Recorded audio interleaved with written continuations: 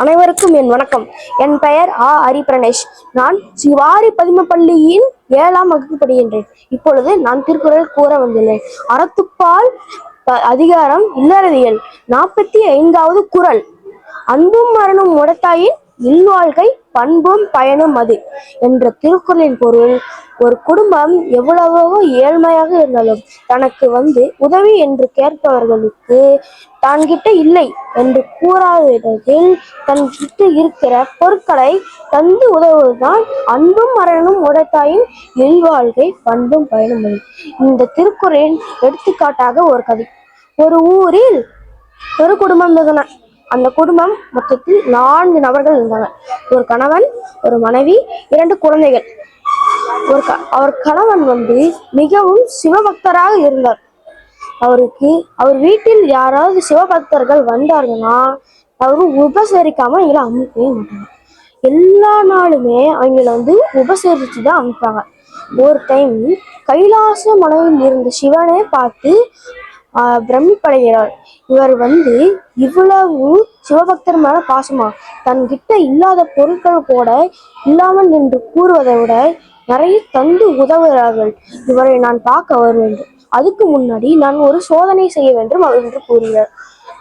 அவர்கிட்ட இருக்கிற பொருட்களை இல்லாமல் ஆக்கிவிட்டால் அவர் எப்படி உதவுவார் என்று நான் சோதிக்க வேண்டும்.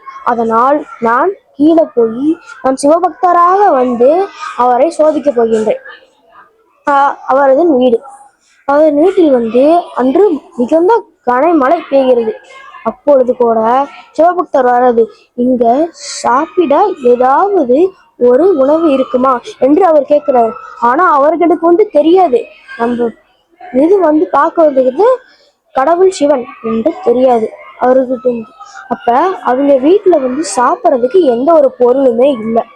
ஆனாலும் சிவபக்தரை பார்த்த உடனே கூப்பிட்டு அவங்க வீட்டுல உட்கார வச்சு, இருங்க அவர்களே, நான் போய் உடனே உங்களுக்கு சாப்பிட்றதுக்கு ஏதாவது இருக்குதான்னு எடுத்துட்டு வரேன். அவர் தன் காட்டில் உள்ள கீரைகள், நெல்கள் அதெல்லாம் பறித்து அவருக்கு அவருக்கு முதலில் நெல்லை மட்டுமே கொடுக்கறதாக இருந்தாரு.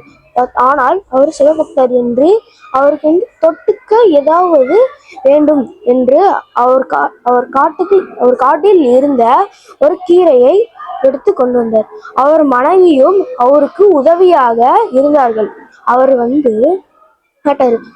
அப்புறமேட்டு அவர் உண்மையான உருவம் தெரியுது. அவர் தான் சிவபெருமான் என்று தெரியுது. சிவபெருமானை பார்த்த உடனே அவங்க 4 பேருமே கையெடுத்து கும்பிடுறாரு. உங்ககிட்ட இல்லாத பொருட்களை கூட நீங்க ஒருத்தருக்கு தந்து உதவுவீங்க, இது ரொம்பவே நல்ல விஷயம், நான் உங்களை பாராட்டுறேன் அப்படின்னு சொல்லி அவங்களுக்கு இருந்த கஷ்டம், துன்பம் எல்லாத்தையும் இன்பமாக மாத்தி தராரு. அதுதான் அன்பும் மரணும் உடைத்தாயின் இல்வாழ்க்கையில் பண்பும் பயனும் அது என்ற திருக்குறளின் பொருளாகும். நன்றி, வணக்கம்.